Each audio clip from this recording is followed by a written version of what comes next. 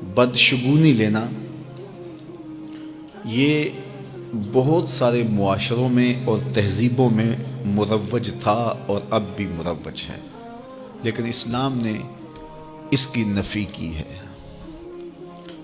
بدشگونی کیا ہے؟ کسی دن کو، کسی جگہ کو، کسی شخص کو منحوس خیال کرنا۔ بعض لوگ جانوروں کے بولنے سے بدشگونی لیتے ہیں کہ الو بول پڑا ہے تو یہ کام ہم نے نہیں کرنا، بلی نے راستہ کاٹ دیا ہے تو یہ کام ہم نے نہیں کرنا۔ اسی طرح بعض اشخاص کو منحوس خیال کیا جاتا ہے کہ بعض لوگ منحوس ہیں۔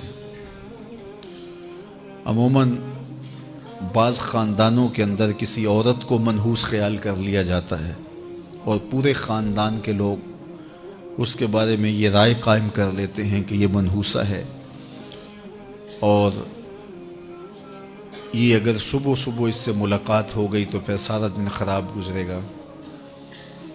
تو یہ ایک تصور ہے بدشگونی کا جو ہماری معاشرت کے اندر پایا جاتا ہے۔ جاہلیت کے زمانے میں یہ ساری چیزیں موجود تھیں۔ آقا کریم علیہ السلام تشریف لائے تو آقا کریم علیہ السلام نے ان ساری چیزوں کی نفی کی اور اللہ پر توکل کرنا، اللہ پر بھروسہ کرنا سکھایا۔ علماء کی صحبت میں بیٹھنے والے لوگ کافی حد تک ان چیزوں سے بچے رہتے ہیں۔ عام لوگوں کی زندگیوں کے اندر یہ چیزیں موجود ہوتی ہیں۔ جاہل پیروں، ملنگوں اور یہ بنگیوں چرسیوں کے پاس بیٹھنے والے لوگوں کے اندر تو کوٹ کوٹ کے یہ ہندوانہ چیزیں رچی بسی ہوتی ہیں۔ اس لیے ہمیں شریعت بیضاء کے مطابق ہی اپنی زندگی گزارنی چاہیے اور اپنے نظریات شریعت سے ہی لینے چاہیے۔ اہل علم کی صحبت میں بیٹھنے سے نور ملتا ہے اور حقیقی رستہ نصیب ہوتا ہے۔ تو کسی کو منحوس قرار دے دینا یہ ہماری اپنی اختراع ہوتی ہے، ہمارا اپنا وسوسہ باطن ہوتا ہے۔ حضور نے ارشاد فرمایا ایک تو متعدی مرض نہیں ہے، اگر میں اس کے پاس بیٹھا تو یہ مرض مجھے اس سے لگ جائے گی۔ دوسری بات ارشاد فرمائی ولا حامتا، الو کا بولنا کوئی معنی نہیں رکھتا، اس کی آواز کوئی معنی نہیں رکھتی۔ تیسری بات فرمائی اور نہ ہی ستاروں کی کوئی تاثیر ہے کہ فلاں ستارے کا یہ اثر ہے۔ اقبال کہتا ہے یہ ستارے میری قسمت پر کیسے اثر انداز ہوں گے جو خود افلاک میں زار و زبوں گھوم رہے ہیں۔ وہ بعض کہتے ہیں ہاتھ کی لکیریں کام کرتی ہیں، جی یہ تیری ہاتھ میں فلاں چیز کی لکیر ہی نہیں ہے، فلاں کی لکیر ہی۔ وہ بیٹھے ہوتے ہیں نا فٹ پاتھ کے اوپر پروفیسر بابا جو قسمت کا حال بتاتے ہیں اور 10 روپے لیتے ہیں، تو وہ بتا رہے ہوتے ہیں تیری قسمت میں یہ ہے، تیری قسمت میں یہ ہے، تیری قسمت میں یہ ہے۔ وہ کسی نے کہا قسمت تو ان کی بھی ہوتی ہے جن کے ہاتھ بھی نہیں ہوتے۔ تو یہ لکیروں میں قسمت کو تلاش نہیں کیا جا سکتا۔ جب بچہ شکم مادر میں 120 دن کا ہوتا ہے، صحیح حدیث میں آتا ہے، فرشتہ اس کی عمر بھی لکھ جاتا ہے، اس کا رزق بھی لکھ جاتا ہے، اس کا شقی و سعید بھی ہونا لکھ جاتا ہے۔ لکھ دیا گیا، قلم اٹھا لیے گئے اور صحیفے خشک ہو گئے، اب کوئی نہیں لکھا جائے گا۔ تو جو شکم مادر میں لکھا گیا۔ اور چوتھی بات اللہ کے محبوب نے فرمایا کہ سفر کچھ نہیں ہے۔ یعنی کچھ لوگ کہتے ہیں یہ جو سفر کا مہینہ ہے یہ بہت ہی سخت مہینہ ہوتا ہے اور ان دنوں کے اندر سفر نہیں کرنا چاہیے، ان دنوں کے اندر شادی نہیں کرنی چاہیے، ان دنوں کے اندر اگر شادی کی جائے تو وہ شادی کامیاب نہیں ہوتی، اس لیے کہ یہ مہینہ منحوس ہے۔ میں آپ کو بتاتا ہوں کہ اس سفر کے مہینے میں سیدنا علی کی شادی حضرت سیدہ فاطمہ سے ہوئی ہے۔ بتاؤ اس سے کامیاب کوئی شادی ہو سکتی ہے؟ کوئی کہتے ہیں جی اس مہینے میں اگر شادی ہو تو اولاد نہیں ہوتی۔ حضرت علی اور سیدہ فاطمہ کی شادی ہوئی ہے، حسن اور حسین پیدا ہوئے ہیں، ایسے کوئی بیٹے تو لاؤ زمانے میں۔ حضرت زینب رضی اللہ تعالی عنہا اور حضور کی شادی ماہ سفر المظفر میں ہوئی ہے۔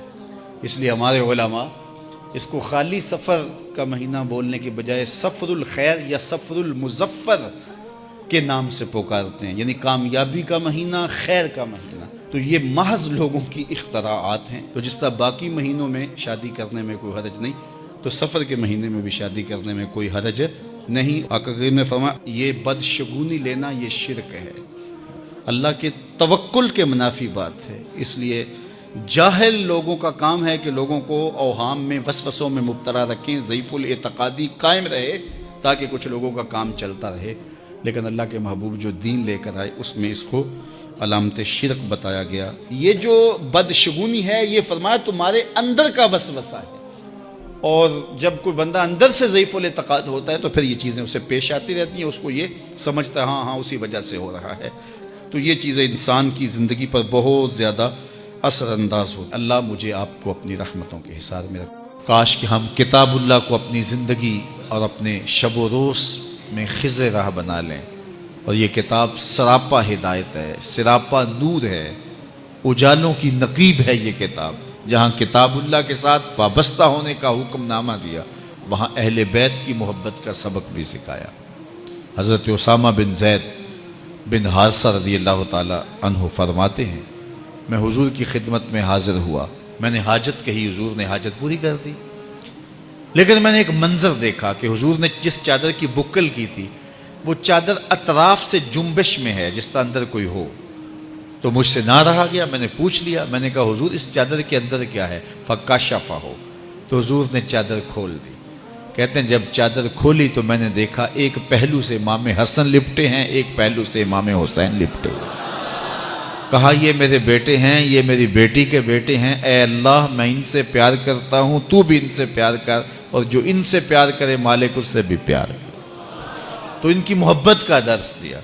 فرمایا احب اللہ لما یغزوکم من نعمہ، اللہ سے پیار کرو کہ وہ تمہیں نعمتیں عطا کرتا ہے، اور میرے سے پیار کرو میں تمہارے رب کا بھی محبوب ہوں۔ اعظم کی قبر پہ اللہ کروڑوں رحمتوں کا نزول کرے، کیا کمال کہہ گئے، اپنا معیار زمانے سے جدا رکھتے ہیں، ہم تو محبوب بھی محبوب خدا رکھتے ہیں۔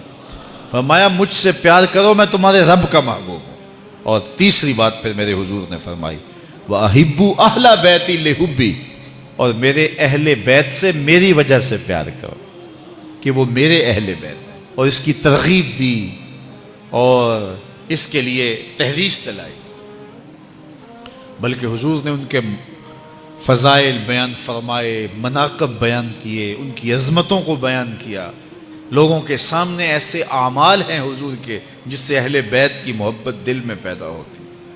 منبر پہ بیٹھے ہیں میرے حضور، امام حسن اور امام حسین آ رہے ہیں، حجرہ فاطمہ سے نکلے، چھوٹے بچے ہیں، کبھی گرتے ہیں کبھی سنبھلتے ہیں، حضور ان کے لیے خطبہ چھوڑ کے لینے کے لیے چلے جاتے ہیں۔ اللہ اکبر۔ حضرت عبداللہ بن شداد کہتے ہیں کہ آقا کریم تشریف لائے تو حضور کا مبارک نواسہ حضور کے ساتھ تھا، شہزادہ ساتھ تھا۔ نماز کا وقت ہوا، اقامت ہوئی، حضور نماز پڑھانے کے لیے کھڑے ہوئے، تو جب سجدے میں گئے تو حضور نے سجدہ اتنا طویل کر دیا کہ صحابہ کو لگا جیسے اللہ کا امر آ گیا، یعنی حضور علیہ السلام وصال کر گئے، یا پھر حضور پر وحی کا نزول ہو رہا ہے، سجدہ طول پکڑتا جا رہا ہے۔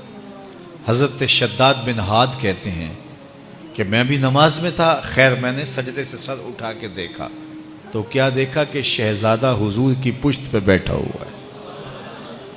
خیر نماز ختم ہوئی تو صحابہ نے عرض کی یا رسول اللہ ہم تو سمجھے تھے شاید اللہ کا امر آ گیا یا وحی کا نزول ہو رہا، تو آقا کریم علیہ السلام نے ارشاد فرمایا کہ یہ میری پشت پہ بیٹھا تھا۔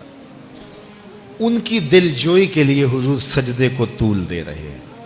میں ایک جملہ یہاں کہنا چاہوں گا، یہ لکھا گیا نا کتابوں میں کہ نبی کا خیال آئے تو نماز ٹوٹ جاتی ہے، یہ کہنے والوں نے کہا، لکھنے والوں نے لکھا، اس پہ عقیدے بنے۔ میں بات نہیں کرتا کہ کون تھا، کس نے لکھا، جس نے بھی لکھا اور انہوں نے باتیں کی کہ نبی کے خیال سے نماز ٹوٹتی ہے، میں ایک ہی بات پوچھتا ہوں، میرے رسول کے خیال میں کون تھا کہ سجدے کو طول دے رہے تھے؟ اور مجھے فتویٰ دو کہ رسول اللہ کی نماز ہوئی ہے یا نہیں ہوئی؟ صاحب اگر نبی کے خیال میں امتی ہو تو نبی کی نماز نہیں ٹوٹتی، تو امتی کے خیال میں نبی ہو تو پھر امتی کی نماز کیسے ٹوٹ سکتی ہے؟ باقی رہی بات خیال کی، آؤ بخاری اٹھاؤ۔ حضرت کعب بن مالک رضی اللہ تعالیٰ عنہ، یہ کون سے صحابی ہیں؟ جن کی بخشش کا اعلان، توبہ کا اعلان اللہ نے قرآن میں کیا۔ حضرت کعب بن مالک کہتے ہیں اصلیو قریبا منہ، جب میں کھڑا ہوتا حضور کے قریب ترین کھڑا ہوتا۔ کیوں قریب کھڑا ہوتا؟ فَأُسَارِقُهُ النَّظْرَ، اس لیے کہ نماز بھی پڑھتا رہتا، چوری چوری حضور کی دید بھی کرتا رہتا، نماز بھی ہوتی رہتی، رخ مصطفیٰ کی دید بھی ہوتی رہتی۔ حضور نے سجدہ لمبا کر دیا حسین کے لیے اور منبر چھوڑ دیا، پھر حسین نے بھی اس کی لاج نبھائی نہ کربلا۔